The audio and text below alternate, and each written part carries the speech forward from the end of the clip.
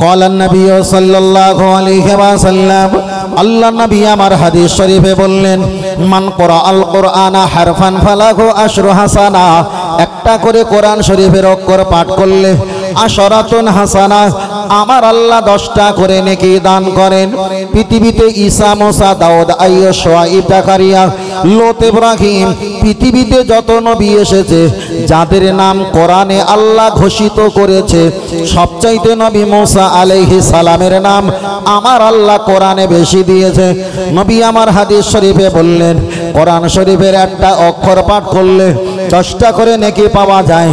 তাই নবী মুসা আলাইহিস সালামের নাম আল্লাহ কোরআনে দিয়েছে। মুসা লিখতে গেলে 2টো অক্ষর লাগে, মিম সিন থেকে মুসা হয়। একটা অক্ষরে যদি 10টা করে নেকি হয়, 2টো অক্ষরে কটা নেকি? 20টা। ওই কোরআন শরীফে শুকরের নাম আছে, গরুর নাম আছে, পিপিলিকার নাম আছে। ওই কোরআন শরীফে পাহাড়ের নাম আছে, ওই কোরআন শরীফে গাছের নাম আছে, ওই কোরআন শরীফে ফেরাউনেরও নাম আছে। আপনি যদি একটা অক্ষর পাঠ করেন, একটা অক্ষরে যদি 10টা করে নেকি পাওয়া যায়। নবী মুসা আলাইহিস সালামের নাম আপনি একবার বললে 20খানা নেকি হবে। কোরআন শরীফে ফেরাউনের নাম আছে। আপনি যখন সূরা পড়বেন, কেরাত পড়বেন, আপনি নামাজে পড়বেন, নাজরা পড়বেন, হদর পড়বেন, সবিনা পড়বেন, আপনি যখন কোনো কোরআন তেলাওয়াত করবে, ফেরাউনের নাম যদি একটাবার আপনার মুখ থেকে খসে যায়, ফারা ইয়া আইন অগনুন খমসা 5টা অক্ষর। নবী মুসার নাম বললে 2টো অক্ষর, ফেরাউনের নাম বললে 5টা অক্ষর। একটা অক্ষরে যদি 10টা নেকি পাওয়া যায়। ফেরাউনের নাম কোরআনে আছে, ওই আয়াতটা যদি আপনি পড়েন, আপনি ফেরাউনের নাম বললে 5টা অক্ষরে 5 10কে 50টা নেকি পাবেন। এবার বলেন, নবী মুসার নাম জিকির করেছি একবার 20টা নেকি, ফেরাউনের নাম একবার বলেছি 50টা নেকি। আমার দাদু ভাই একটাবার বলবে নেকির জন্য ফেরাউনের কাছে যাবে না মোহাব্বতের জন্য নবী মুসার কাছে যাবে?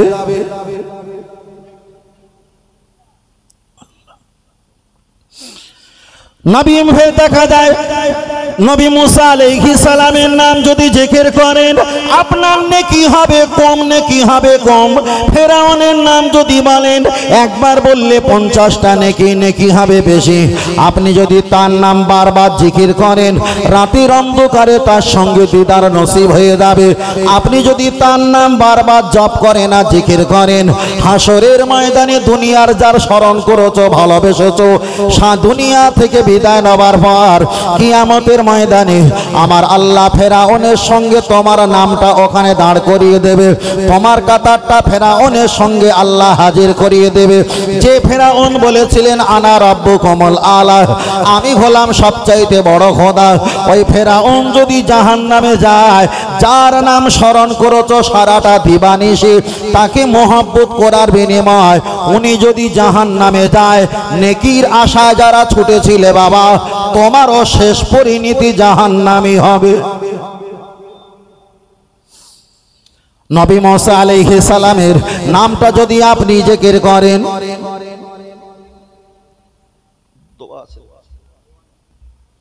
আপনি যদি নবী মুসা আলাইহিস সালামের নামটা যদি আপনি জিকির করেন, আপনি একবার পাঠ করলে 20টা নেকি হবে।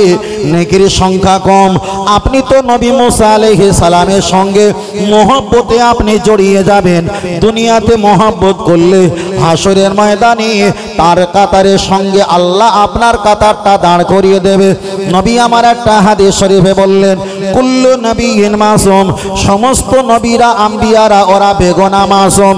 আল্লাহ নবী একটা হাদিস শরীফে বললেন, আলমারু মান আহাব্বা, আপনি যাকে ভালোবেসেছেন সর্বসদা হাসরের ময়দানে তার কাতারে আল্লাহ আপনাকে দাঁড় করাবে। তাহলে নবী মুসা আলাইহিস সালামের নাম যদি একবার জপ করি, নেকি হবে কম আর মহব্বত হবে বেশি। মহব্বত যদি হয়ে যায়, আল্লাহ নবী দিগের কারণে আমাদেরকে তাদের বিনিময়ে শাফাআত বানিয়ে দেবে। তাই আমি আপনাকে বারবার বলেছি বাবা, জীবনে যতদিন বেঁচে থাকবে নেকির পিছনে দৌড়াবে না, তোমার নবী আমার নবী মহব্বতের দিকে দৌড়াবে। আল্লাহ নেকি তোমার পিছনে পিছনে তাড়া করিয়ে দেবে।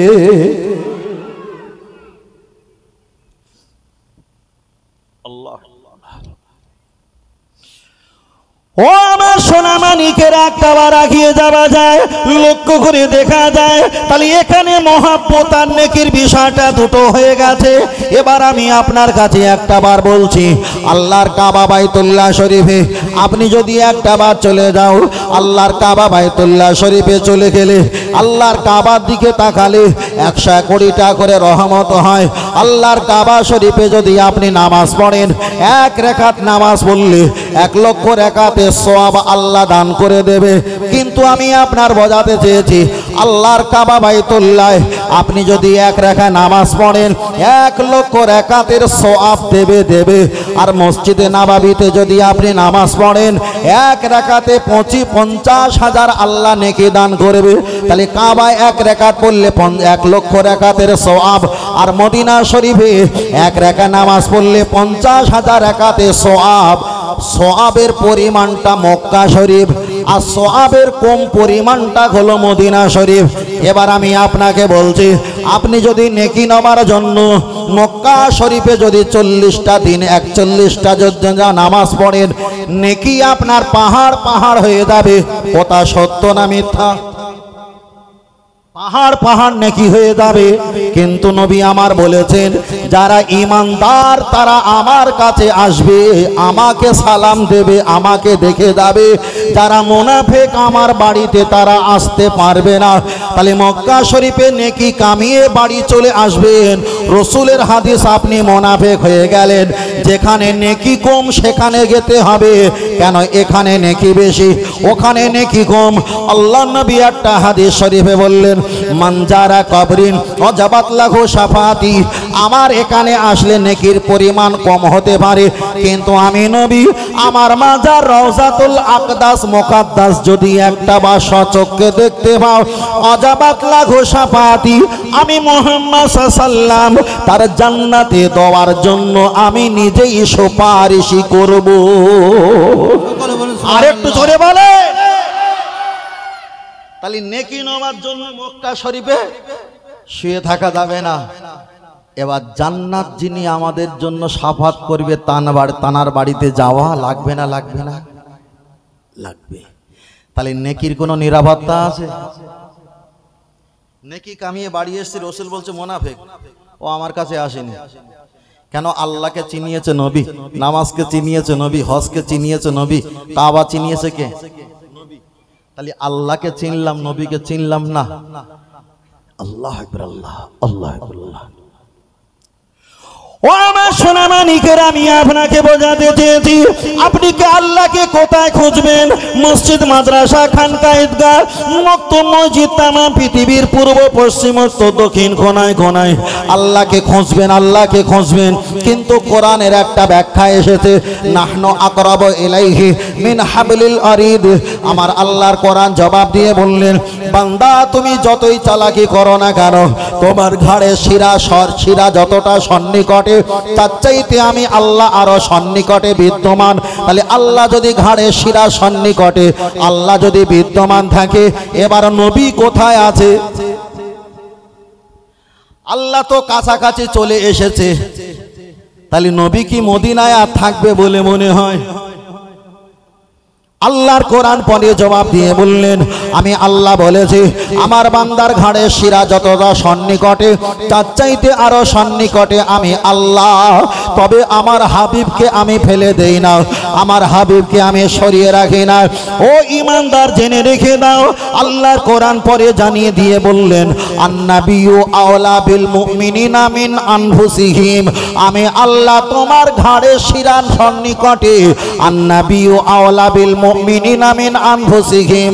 ভুলে যেও না, তোমার নবী ঈমানদারের জানের চাইতে আরো কাছে। তাহলে আল্লাহ ঘাড়ের শিরা সন্নিকটে, আমার নবী জানের চাইতে আরো কাছে। এবার আপনি বলেন, জাহানের দাম বেশি, জাহানের দাম বেশি, আপনার হাত চলে যেতে পারে, আপনার চোখ চলে যেতে পারে, আপনার একটা কিডনি, আপনার পা, আপনার হাত পা চলে যেতে পারে। জাহান যদি না থাকে কোনো অঙ্গের দাম নেই। ওই জন্য নবী আমার বলেছেন, আল্লাহকে মানলে নবী মানা নয়, আমি নবী আমাকে মানলে আমার আল্লাহ মানা হয়ে যায়। ও সাহাবীরা, শুধু শেষ নয়, আমি আব্দুল্লাহর বেটা, আলা ফাকরা ফিহি, আমি অহংকার করে বলছি না। আমাকে চিনলে নামাজ আসবে, আমাকে চিনলে রোজা আসবে, আমাকে চিনলে হজ আসবে, আমাকে চিনলে কাবা আসবে, আমাকে চিনলে তাসবিহ তেলাওয়াত আসবে, আমাকে চিনলে আল্লাহকে পাবে, আমাকে চিনলে আল্লাহর দয়ার জান্নাতও পেয়ে যাবে। আমি নবী নাই যেখানে, আমার আল্লাহর দয়া মায়া নাই সেখানে। আর আমি নবী যেখানে, আমার আল্লাহর রহমত আর বরকত অফুরন্ত বর্ষিত হয় সেখানে। আল্লাহ আল্লাহ আল্লাহ আল্লাহ। অনেকে আবার জিজ্ঞাসা করবে, হুজুর শুধু কি নবীর মহব্বত করলে কি জান্নাত পাওয়া যায়? এ কমেন্ট করা সমাজে আমাদের কম নেই, বহুত আছে। আমি তাদের দিকে তাকিয়ে একটা হাদিস পড়ি। হাদিসটা মিশকাত শরীফে এসেছে। আল্লাহ নবী দাঁড়িয়ে আছেন, একটা সাহাবা এসে বললেন, ইয়া রাসূলুল্লাহ, আমি জান্নাতে যাই, জান্নাতে যাব, জান্নাতে যাব। দয়ার নবী জিজ্ঞাসা করলেন, তুমি জান্নাতে যাবে, বালঘুমিও চললো না, তুমি কতটা নামাজ পড়ো? হুজুর যতটা প্রয়োজন ততটাই পড়ি, বেশি পড়ার সুযোগ আমি পাই না। আল্লাহ নবী পরে জিজ্ঞাসা করলেন, আয়া সুবুনা, তুমি কতটা রোজা রাখো? হুজুর বেশি রাখতে পারি না, যতটা প্রয়োজন ততটাই আমি রাখি। আল্লাহ নবী পরে জিজ্ঞাসা করলেন, আয়া হুদ্দুনা, কতবার তুমি হজ করেছো? হুজুর আপনার সঙ্গে হজ যা করেছি ওটাই, স্পেশাল কোনো হজ করার সুযোগ পেলাম না। আল্লাহ নবী একটু মুস্কি হাসি দিয়ে বললেন, এতটা নামাজ, এতটা দেখা যায় হজ, এতটা রোজা নিয়ে তোমার কি জান্নাতে যাওয়া সম্ভব? দয়ার নবী সাহাবাটা মনটা খারাপ করে বললেন, হুজুর আমার ভিতরে নামাজ, রোজা, হজ, যাকাত যতটাই না আছে আছে আছে, কিন্তু আল্লাহ আর আপনার মহব্বত ভালোবাসা আমার কলব, আমার হৃদয়, চেহারাটা আমি সাজিয়ে রেখেছি। আল্লাহ নবী বললেন, ও আমার সাহাবীরা যারা বাইতুন যারা ঘরে আছে, ওদেরকে বার হতে বলো। পৃথিবীর অপেক্ষায় আমাকে যিনি ভালোবাসার পরিচয় দিয়েছে, দুনিয়াতে যদি জীবিত জান্নাতি দেখতে হয়, এই ব্যক্তিকে তোমরা সশরীরে দেখে নাও। চলেন, হাদিসটা জানা আছে, ওই হাদিসটা এই জায়গায় ব্যাখ্যা করলে আর একটু সুবিধা হবে। আবার অনেক কমেন্ট করে বলতে পারে, হুজুর তাহলে কি মহব্বত করলে জান্নাত পাওয়া যাবে? চলেন ওই হাদিসটা স্মরণে আর একবার বলে দেওয়া যাক। আল্লাহ নবী হাদিস শরীফে বললেন, লা ইউমিনু, হারগিজ ঈমানদার কবি নেহি হো সকতা, কখনো তোমরা ঈমানদার হতে পারবে না, হাত্তা আকুনা আহাব্বা ইলাইহি মিন ওয়ালিদিহি ওয়া ওয়ালাদিহি ওয়ান নাসি আজমাইন। আল্লাহ নবী বললেন, সর্বাপেক্ষা যতদিন না আমাকে ভালোবাসতে পারবে, সর্বাপেক্ষা বলতে কটা আমার নাম বললেন নবী, মিন ওয়ালিদিহি ওয়া ওয়ালাদিহি, তোমার ছেলে মেয়ের অপেক্ষায়, তোমার বাপ মায়ের অপেক্ষায়, আমওয়ালাকুম, তোমার ধন সম্পদ, টাকা পয়সা, অর্থের অপেক্ষায়, আনফুসাকুম, তোমার জীবন জৈবনের অপেক্ষায়, যতদিন না আমাকে না বেশি বেশি ভালোবাসতে পারবে, ওই ব্যক্তি কখনো কমপ্লিট ঈমানদার হতে পারবে না, পারবে না, পারবে না। এবার আপনি মক্কা শরীফে নামাজ পড়েছেন নেকি নেওয়ার জন্য, মহব্বতে ওর চাইতে ভালোবাসা না দিয়ে মদিনা শরীফে না গেলে আল্লাহ নবী বলেছে, আমাকে সবচাইতে বেশি ভালোবাসা না দিতে পারলে ওই ব্যক্তি ঈমানদার হতে পারবে না, পারবে না।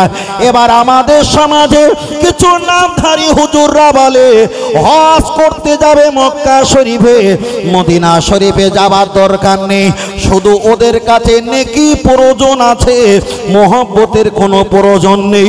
আমাদের কাছে নেকির প্রয়োজন নেই। নবী যদি থাকে, আল্লাহর কসম, আল্লাহ পাকের জান্নাত আমাদের কাছে থাকবেই থাকবে। আর একটু জোরে হবে না? ফের বলছি, নবী নবী নবী আমরা কেন করি জানেন? এই কারণে করি, আবু জাহেলের ছেলের নাম কি ছিল? একরামা। একরামা কিছুই করিনি, শুধু করেছিল নবী নবী ইয়া মুহাম্মদ সাল্লাল্লাহু আলাইহি ওয়াসাল্লাম। পানিতে ফেললো, জঙ্গলে ফেললো, সবাই এসে বলছে তুমি তো মুহাম্মদ সাল্লাল্লাহু আলাইহি ওয়াসাল্লামের লেবার, তোমাকে খেলে আমাদের কই ভাত দিতে হবে। একটু জোরে বলেন, একটু মনিটরে সাউন্ডটা দাও হালকা করে, একটু দূরে বলে তোমাকে খেলে আমার কই ভাত দিতে হবে। আল্লাহ, তাই আমাদের বিশ্বাস আমাদের পীর মাশায়েখরা নবী আম্বিয়ারা চলে গিয়েও আমাদের উপকার করতে পারে। দুনিয়াতে উপকার করেছে, কবরে যাওয়ার পরেও উপকার করতে। তার ভিতরে একটা বলি, কেউ আবার কমেন্ট করবে, একটা বলি, সেটা হলো কি, আল্লাহর নবী যখন মেরাজ শরীফ থেকে নামাজ নিয়ে এসেছিলেন, ওই নামাজটা নিয়ে আসতে 50 ওয়াক্ত ছিল তো। আর রাস্তা দেখা হয়েছিল কোন নবীর সঙ্গে? নবী মুসা আলাইহিস সালামের সঙ্গে। নবী মুসা আলাইহিস সালাম আমার নবীকে বললেন পারবে না, ঘুরে যাও। আবার কমিয়ে নিয়ে আসলো, বললো পারবে না, ঘুরে যাও। ঘোরাতে ঘোরাতে ঘোরাতে নিয়ে এসছে কয় 50-এর জায়গায় 5। নবী মুসা জীবিত হয়ে গেছে না দুনিয়া থেকে পর্দা নিয়েছে? দুনিয়া থেকে পর্দা নিয়েছে। তাহলে ওই মানুষটা, ওই নবীটা 50 ওয়াক্তের জায়গায় 5 ওয়াক্ত নিয়ে এসছে, ওনার ওসিলায় আমাদের উপকার করেছে না ক্ষতি করেছে? তাহলে মৃত দুনিয়াতে নবীরা চলে যাবার পর, পীর মাশায়েখরা চলে যাবার পর আমাদের উপকার করে না ক্ষতি করে? উপকার করে। কোনো হুজুর যদি বলে যে মানুষ যখন মারা যায় চলে যাওয়ার পর আমাদের কোনো উপকার করতে পারে না, আমি বলবো 1 কলকে গাঁজা খায়নি, 2-4 হাজার কলকে গাঁজা খেয়েছে। উপকার করে, উপকার করে, বুঝেন না? একটু হালকা মিক্সার কমিয়ে দেন বাবু, একটু হালকা মিক্সার কমিয়ে দাও। আমার কথা বুঝতে পারছেন তো বাবু? মাশাআল্লাহ মাশাআল্লাহ। চলেন আমি আপনাকে বোঝাতে চেয়েছি, ও ভালো করে খেয়াল করে শুনবেন। তাহলে দুনিয়াতে বলেছিলাম নবীর লেবার হও, নবীর লেবার হও। এবার আমি আপনার কাছে একটা বার বোঝাতে চেয়েছি, নবী আদম আলাইহিস সালাম 350 বছর ফুরফুরা শরীফে মোজাদ্দে জামান দাদাপি রহমাতুল্লাহ আলাইহি তিনি বলেছেন, বশিরাত আল্লামা রুহুল আমিন রহমাতুল্লাহ আলাইহি তিনি কলমে কাগজে কিতাবে লিখেছেন। কিতাবটার নাম হলো মিলাদে মুস্তাফা। ওই কিতাবে বর্ণনা করেছেন নবী মুসা নবী আদম আলাইহিস সালাম 300-350 বছর, হুজুর লিখেছেন 360 বছর ধরে ওয়াসজুদু লিল্লাহ, আল্লাহ নামে সেজদা দিয়েছে। আর কাউমার রাকিন, আল্লাহ নামে রুকু করেছে। একদিন নয়, 2 দিন নয়, 360 বছর ধরে আল্লাহ তাকে ক্ষমা করল না। আমার নবীর ওসিলায় আমার আল্লাহ তার কান্নাকাটি বন্ধ করে দিয়েছে। এবার আপনি বলবেন নেকি কামালে যদি আল্লাহ রাজি হয়ে যায়, নবী মুসা আলাইহি, নবী আদম আলাইহিস সালাম আমার নবীর নাম নিয়েছিল নেকি কামানোর জন্য নয়, মোহব্বতের জন্য নাম নিয়েছে।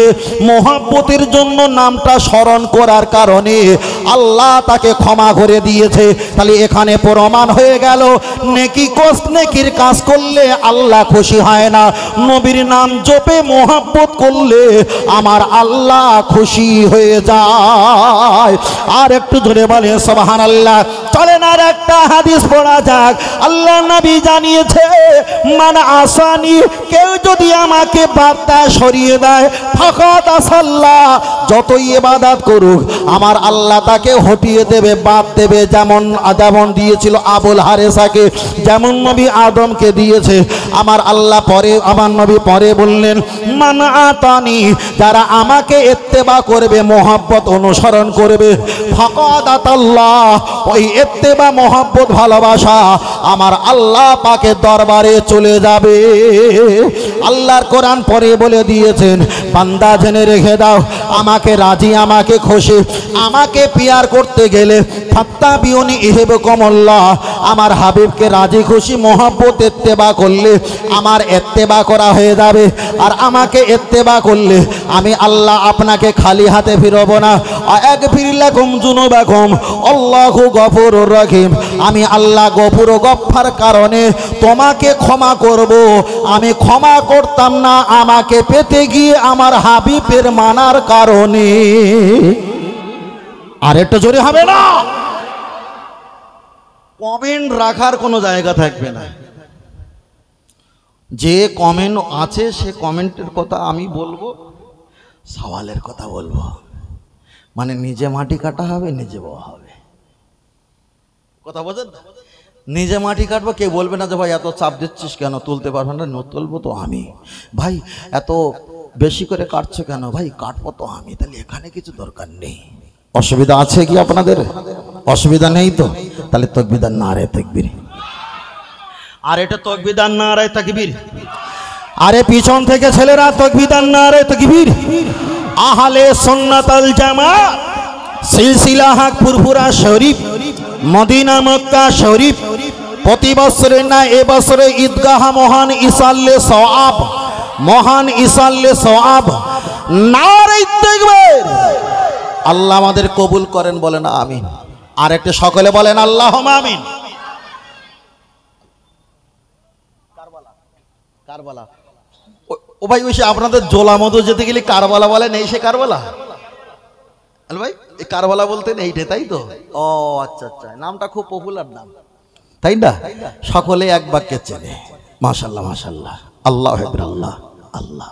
ফের বলছি, কারবালা যখন বলেছেন 5 সেকেন্ড একটা কথা বলি।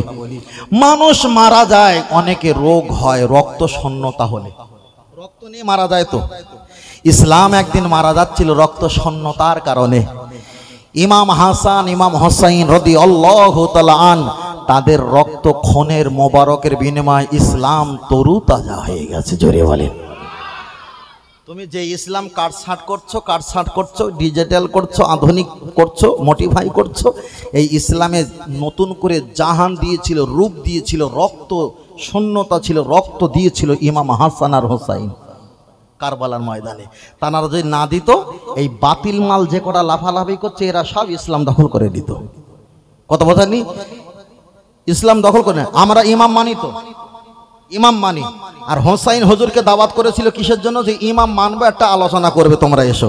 ইমাম হোসাইন হুজুর যায়নি, শত শত শত শত চিঠি দিয়েছে, এসো না এসো না এসো, চলে এসো চলে এসো। এনারা যাচ্ছিল, ওনারা প্রস্তুতি ছিল, মধ্যখানে ক্ষতি করে দিয়েছিল। তাহলে ইমাম মানার পক্ষে ছিল ইমাম হোসাইন, ইমামকে ডিলিট করে দেওয়ার পক্ষে ছিল এজিদ। যারা ইমাম মানে তারা হোসাইনের বংশধর, যারা ইমাম মানে না, ইমাম মানা চলবে না, তারা এজিদের বংশধর। ইতিহাসটা খুলে দেখ। আমি বলছি না যে ইমাম মানতে হবে কি না হবে। ইমাম যদি না থাকতো পৃথিবীতে ইসলাম এত দূর আসতো না। একটা কথা বলি, আপনারা আজমির শরীফে যান, খাজা মাইনুদ্দিন চিশতি রহমাতুল্লাহ আলাইহির মাজার শরীফ জিয়ারত করতে যান। একটা বাস করেছেন, বাসে 50 জন যান, ওর ভিতরে একজন ইমাম করতে হবে। যদি ইমাম না করেন, ওই ভগবতীপুর পার হবে, একজন বললেন প্রস্রাব লেগেছে, দাঁড়াতে হবে। আর একজন হলে ভাই আমার ছেলে পায়খানা করেছে, ওই আপনাদের পোলাতলায় গিয়ে দাঁড়াতে হবে। আর একজন হলে দাঁড়াও ভাই, আমার সাথে সিগারেট বিড়িটা ফেলে এসেছিলাম, এত রাস্তা যাবো, নিতে হবে, একটু দাঁড়াও। আপনাকে আবার কবরস্থান মোড়ের কাছে দাঁড়াতে হবে। এই দাঁড়াতে দাঁড়াতে আজরাইল বলে চল বাড়ি চল, আর আজমিরে যেতে হবে না। সমস্যাটা কি? যদি একজন লিডার করতে, একজন ইমাম করতে, সে বলে দিত 2 ঘন্টা পরে গাড়ি দাঁড়াবে, যার অসুবিধা হবে, কোনো রোগ হবে না, কিছুই চলবে না, তাহলে গন্তব্যস্থানে পৌঁছাতে পারতে। ঠিক না বে ঠিক? আর যদি সবাই ইমাম যদি মোটেই না থাকে, সর্বনাশ হবে না? হবে না? ইসলাম সর্বনাশ করে দিচ্ছে চাইছিল তারা, যারা ইমাম মানা যাবে না বলছিল। আমরা ইমাম মানি বলে একজনের কথা নেতৃত্ব দিতে দিতে দিতে আজকের এই পর্যন্ত এসেছি। আমরা ইমামের পক্ষে।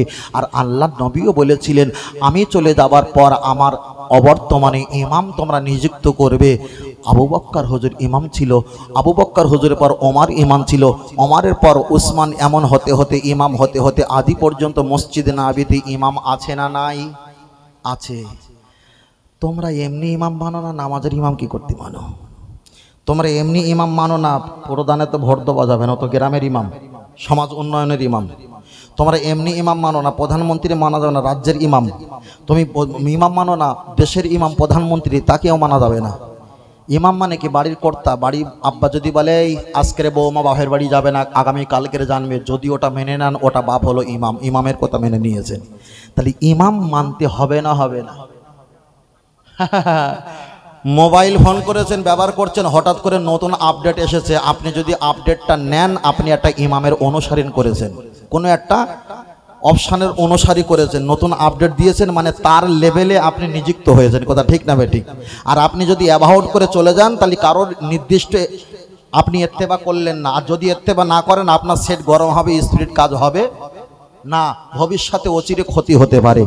ইমাম মানলে নিরাপত্তা থাকে, যার কারণে আমাদের ফুরফুরা দাদাবি রহমাতুল্লাহ আলাইহি তিনি বলেছিলেন ইমাম মানবে। আর একটু জোরে বলে সুবহানাল্লাহ। চলেন।